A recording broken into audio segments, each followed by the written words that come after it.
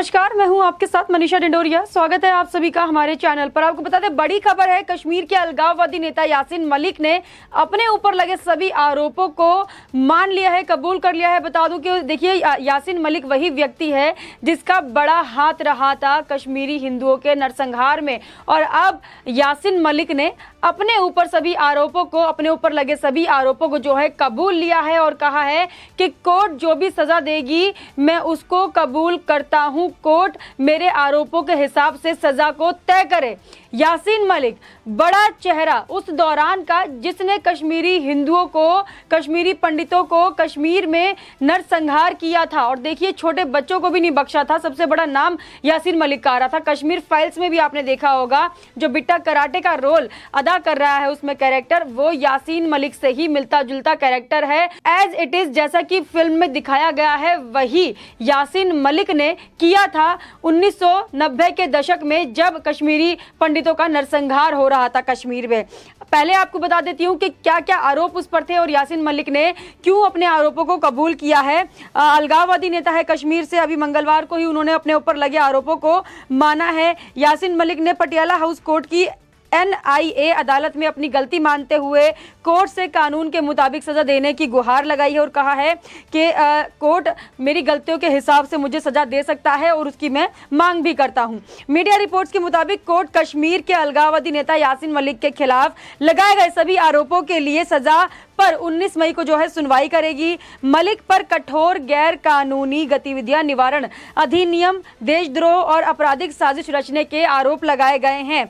आपको बता दूं कि जो भी गैर कानूनी गतिविधियां कश्मीर में हुई थी और जो भी आपराधिक साजिशें रची गई थी कश्मीर में, चाहे वो 2017 के दौरान हो, जो कि वहां के नौजवानों को हथियार मुहैया कराना, पत्थर नौजवानों से पड़वाना, और 1990 के दशक में जो भी नरसंहार कश्मीरी पंडितों के साथ हुआ था, पूरा हाथ इसमें यासीन मलिक का रहा था। तो वो सभी आरोपों को उसने माना है और कोर्ट से कहा है कि मेरी गलतियों के हिसाब से मुझे सजा दी जाए। अदालत से जुड़े सूत्रों ने बताया है कि मलिक ने अदालत को बताया कि धारा 16 यानी कि जिसमें आतंकवादी गतिविधि शामिल है, और धारा 17 जो कि आतंकवादी गतिविधि के लिए धन जुटाने में शामिल होती है, और धारा 18 आतंकवादी कृत्य की साजिश रचने, और धारा 20 और 120B के तहत जो है उसके ऊपर जो है आरोप लगाए गए हैं, और उसने खुद पर लगे आरोपों को चुनौती नहीं देने का जो है फैसला किया है। ये जितनी भी धाराएं हैं ये यासीन मलिक के ऊपर लगाई गई थी, और इन्हीं धाराओं के तहत यासीन मलिक ने अपना जो जुर्म है उसको कबूल किया है। और साथ ही आपको बता दूं कि यासीन मलिक ने अपने ऊपर लगे आरोपों को चुनौती नहीं देने का फैसला किया है। उसने कहा है कि मेरे ऊपर जो भी आरोप लगे हैं सब सत्य हैं, और मैं अपने ऊपर लगे आरोपों को मानता हूं और उसको चुनौती नहीं देना चाहता। यानी कि अपने लिए कोई भी वकील सामने से नहीं खड़ा करना चाहते हैं यासीन मलिक, और नहीं चाहते हैं कि उनका केस लड़ा जाए या फिर उन आरोपों को खारिज करने के लिए कोई भी सामने से उनकी वकालत करे। तो अपने ऊपर आरोप लगे थे उनके ऊपर जो वो उन्होंने कबूल कर लिए हैं। अब बताया जा रहा है कि अदालत ने फारूक अहमद डार उर्फ बिट्टा कराटे, शब्बीर शाह, मसर्रत आलम, मोहम्मद यूसुफ शाह, आफ्ताब अहमद शाह, अल्ताफ अहमद शाह, नईम खान, मोहम्मद अकबर खांडे, राजा महराजुद्दीन कलवाल, बशीर अहमद भट्ट, जहूर अहमद शाह, वटाली शब्बीर अहमद शाह, अब्दुल राशि शेख, जितने भी ये नाम मैं ले रही हूँ ये सभी शामिल हैं इस साजिश में। और नकल किशोर कपूर सहित ये जो अन्य कश्मीरी अलगाववादी नेताओं के खिलाफ जो है औपचारिक रूप से आरोप तय किए गए हैं। ये सभी अलगाववादी नेता हैं कश्मीर में, जिनका एक गुट बना हुआ है, जो कि बिट्टा कराटे और ये जो यासीन मलिक है जो अलगाववादी नेता है कश्मीर में, उनके साथ और उनके कहने पर काम करते हैं। ये तमाम जो नाम मैंने लिए हैं ये सभी शामिल थे उन सभी साजिशों में जो कि यासीन मलिक के द्वारा रची गई थी, और इन सबके ऊपर भी देखिए औपचारिक रूप से आरोप तय किए गए हैं, और इन सभी के लिए भी सजा जो है अदालत निर्धारित करेगी। आपको बता दूं कि जो आरोप पत्र लश्कर तैयबा के संस्थापक हाफिज सईद और हिजबुल मुजाहिदीन के प्रमुख सैयद सलाहुद्दीन के खिलाफ भी दायर किया गया था। ये जो आरोप पत्र है वो लश्कर तैयबा का जो संस्थापक है हाफिज सईद और हिजबुल मुजाहिदीन के प्रमुख सैयद सलाहुद्दीन के खिलाफ जो है दायर किया गया था, जिन्हें मामले में भगोड़ा घोषित किया गया है। इन सभी को जो है भगोड़ा घोषित किया गया है क्योंकि ये भाग गए थे, इसलिए इन्हें भगोड़ा घोषित कर दिया गया है। साजिश रची इन लोगों ने और साजिश को जो है अंजाम दिया, उसके बाद वहां से फरार हो गए, तो तभी से इनको भगोड़ा घोषित कर दिया है कोर्ट ने। गौरतलब है कि यासीन मलिक वो आतंकी है जो कश्मीर में कश्मीरी हिंदुओं के नरसंहार के मामले में सीधे तौर पर शामिल था। इसमें कोई भी गुंजाइश या फिर कोई भी शक नहीं है, जो कि यासीन मलिक के लिए जो वकालत करते हैं, जो खड़े हो जाते हैं और उसको देखिए युवा आइकन भी बता दिया जाता है।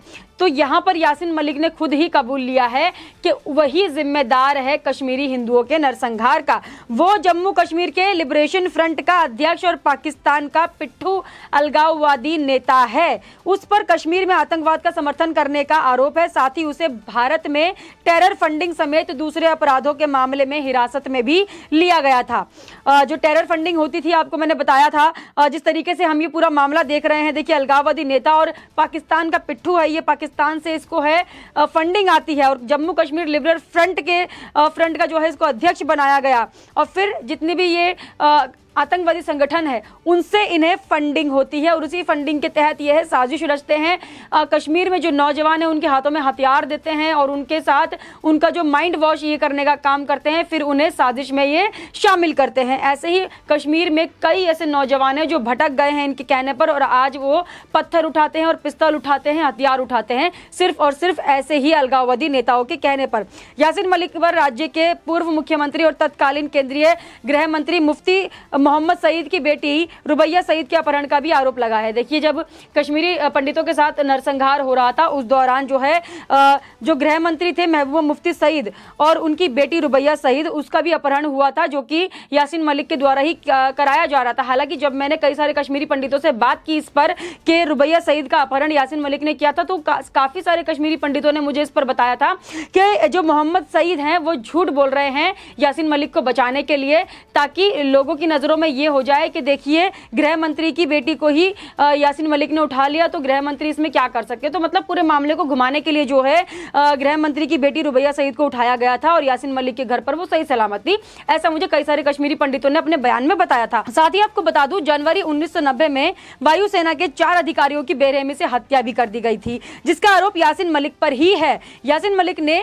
JKLF आतंकियों के साथ मिलकर भारतीय वायुसेना के 4 जवानों में से एक स्क्वाड्रन लीडर रवि खन्ना की हत्या कर दी थी। ये जानते हुए भी घाटी में कश्मीरी पंडितों के नरसंहार में यासीन मलिक सीधे तौर पर शामिल था और उसके आतंकियों से संबंध है। पिछली सरकारों मीडिया ने उसे हमेशा ही कश्मीरियों के तारणहार के रूप में पेश किया है। जितनी भी जो लिबरल मीडिया है, देखिए पिछले जो दशक में 1990 के दशक में जब कश्मीरी पंडितों के साथ नरसंहार हुआ था, तब यासीन मलिक जैसे आतंकवादी को बचाने के लिए पिछली सरकार, उस दौरान कांग्रेस सरकार थी, देखिए प्रधानमंत्री उस दौरान जो थे उस वक्त उन्हें यूथ आइकन मानकर उन्हें अवार्ड दिया गया और इंडिया टुडे ग्रुप ने उन्हें यूथ आइकन का अवार्ड प्रेजेंट किया था और मनमोहन सिंह के साथ भी उनकी मुलाकात हुई। ऐसी कई सारी तस्वीरें भी आप देख पाते होंगे मनमोहन सिंह के साथ, जहां पर मनमोहन सिंह उन्हें सम्मानित कर रहे हैं, यासीन मलिक को जो है सम्मानित कर रहे हैं। और इसी के साथ इंडिया टुडे ने उसका इंटरव्यू लिया। इंटरव्यू में यासीन मलिक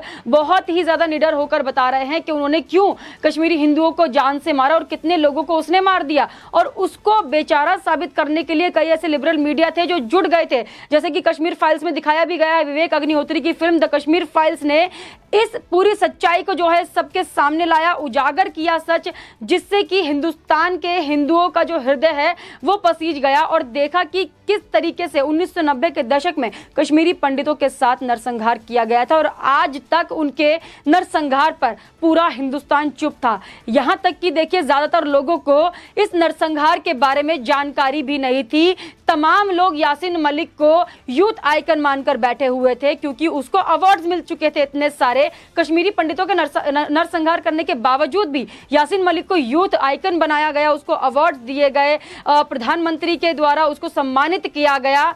आज भी कई ऐसे नेता हैं जो कि यासीन मलिक के पक्ष में खड़े हो जाते हैं। ये सत्ता का परिवर्तन भी है जो आज यासीन मलिक जैसे आतंकवादी के खिलाफ जो है केस दर्ज हुए हैं और उसने अपना आरोप कबूला है। पिछली जो सरकारें थी उसने उसको यूथ आइकन बनाया और आज जो सत्ता परिवर्तन हुआ है, जब से देखिए बीजेपी सरकार आई है देश में, तभी से आतंकवादी जो कनेक्शन मिलते आ रहे हैं देश में, जो घाटियों से कनेक्शन उनके मिलते आ रहे हैं, पाकिस्तान से, आईएसआई से और तमाम आतंकी संगठनों से, यासीन मलिक जैसे जो आतंकवादी है उनको जो है सजा दिलाने का काम बीजेपी सरकार ने किया है। और ये सब हो पाया है सत्ता परिवर्तन के चलते ही, क्योंकि 70 साल से जो सरकार थी उसने कभी भी आतंकवादियों को आतंकवादी नहीं माना और ना ही लोगों के सामने आने दिया। आतंकवादियों को पिछली सरकारों ने हमेशा अवार्ड दिए हैं और उनको जो है बहुत ही सहज के और बहुत ही प्यार से उनको यहाँ पर रखा हुआ था, पाला हुआ था एक तरीके से पिछली सरकारों ने, ताकि उनका जो वोट बैंक है वो खराब ना हो, उनका वोट बैंक ना हिल जाए, उनका वोट बैंक इधर उधर ना चला जाए। लेकिन सत्ता परिवर्तन के बाद जब बीजेपी केंद्र में आई तो बीजेपी के आने के बाद यासीन मलिक जैसे अलगाववादी नेता जो कि आतंकवादी संगठनों से ताल्लुक रखते हैं उनको पकड़ने का और सामने लाने का काम जो है बीजेपी ने किया। और अब बीजेपी ने इस कदर कश्मीर में हालात बना दिए हैं, वहां पर पत्थर मारना भी बंद हो गया है, हथियार सप्लाई करना भी बंद हो गया है और यासीन मलिक जैसे आतंकवादी जो नेता हैं उनको सामने लाकर अपना गुनाह कबूल करने पर मजबूर किया है बीजेपी सरकार ने। तो ये बड़ा सत्ता परिवर्तन और बड़ी सरकार जिसने ये बड़े बड़े काम किए हैं यासीन मलिक जैसे आतंकवादी संगठनों से जो ताल्लुक रखते हैं उनको पकड़वाने का काम। अब जो डर यासीन मलिक के अंदर था उसी डर के चलते देखिए यासीन मलिक ने अपना गुनाह कबूल किया और वो उसको चुनौती भी नहीं दे रहा है, यानी कि अपने गुनाहों के साथ वो सजा काटने के लिए तैयार है। तो एक बड़ा फैसला यहाँ पर यासीन मलिक के द्वारा, और कोर्ट भी तय करेगा कि ऐसे आतंकवादी संगठनों से ताल्लुक रखने वाले नेताओं के साथ क्या होना चाहिए। आप हमें कमेंट करके जरूर बताइएगा आपका इस सब पर क्या कहना है। हमारे साथ ऐसे ही बने रहिएगा। धन्यवाद।